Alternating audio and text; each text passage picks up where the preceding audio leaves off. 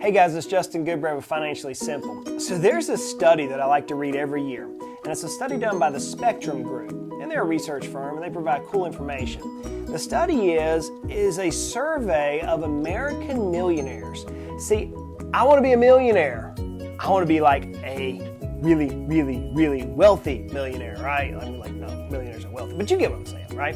So in this study, they survey millionaires from across the United States, and they break it out into different things. And the reason why I think it's intriguing is because we can see how they spend their money, how they invest. And if we want to be like somebody, then we obviously could emulate what they did to reach that status. So here's some facts for you. Currently, there are 11.3 million individuals in the United States who have net worths between $1 and $5 million. 11.3 million. That is crazy. Out of these 11.3 million individuals, the average age is 62. And that makes a lot of sense because they're baby boomers in nature.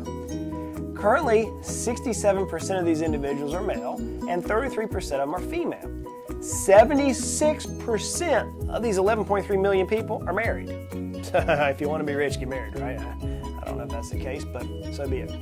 When I first started looking at this survey, I'm like, well, these are doctors and lawyers and such that have to make this much money to reach $1 million in net worth. And that's just simply not the case. The average income is only $125,000 a year. For some families that have two incomes, they can reach that in a blue-collar work environment. So you don't have to have a lot of money to reach a millionaire status. So let's dig in and look at some of the data. The first thing I want to look at is the spending. In their spending, there's some cool things that we can make note of. The first one is this. Only 10% of these millionaires spent more than $25,000 on a car. That's crazy to me because I know individuals that make $30,000, $40,000, $50,000, $60,000 a year and they go out and buy a brand new car for $30,000, $40,000, $50,000. If you're going to be a millionaire, you can't do that. Even the people who are millionaires currently do not spend this much money on a car. Only 10% spend more than $25,000 for a car. Another thing is only 5% of these millionaires, only 5% of 11.3 million individuals who are millionaires spend more than $5,000 on entertainment per year. They're not taking their family to some high-end gala somewhere. They're just not. An interesting study is only 20% roughly of these individuals spend more than $10,000 a year on travel.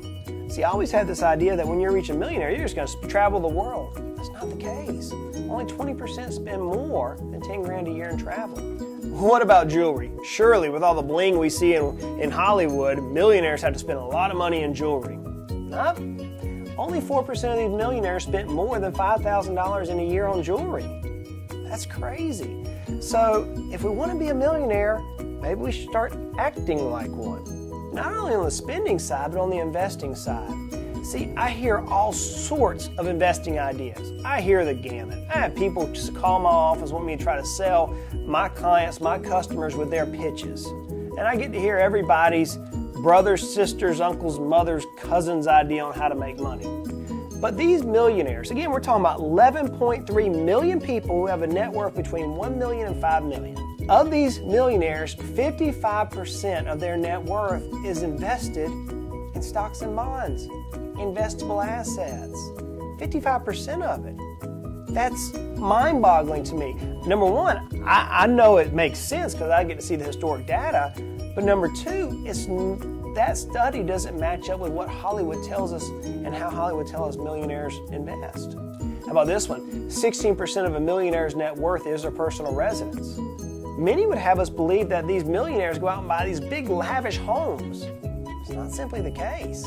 So you figure if someone is worth $1 million and only 16% average, $160,000 is in their house, they're not living in $800,000, $900,000 houses. 12% of their net worth is a defined contribution plan. Those are like retirement plans. 8% of their net worth is in insurance and annuities. Okay, let's think about this.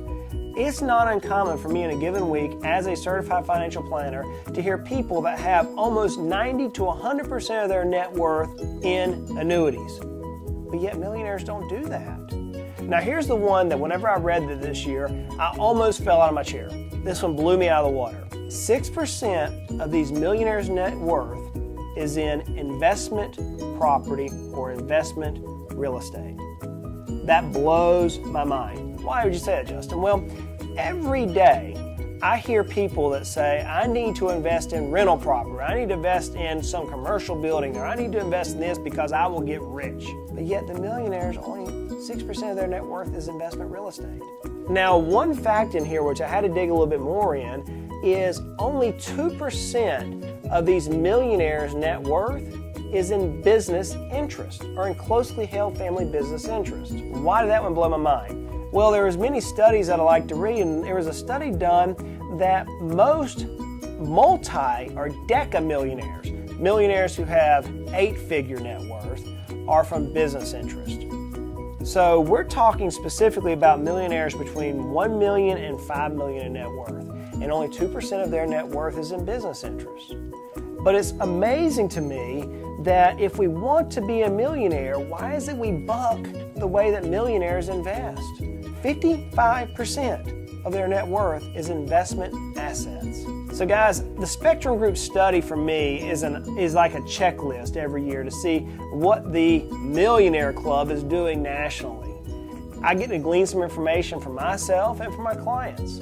I just think it's intriguing. So how are you measuring up? Guys, that's it for today. Justin Goodbread, Financially Simple. Look, life's hard, life's fun, life's complicated. Money doesn't have to be. Let's continue to make our lives at least financially simple.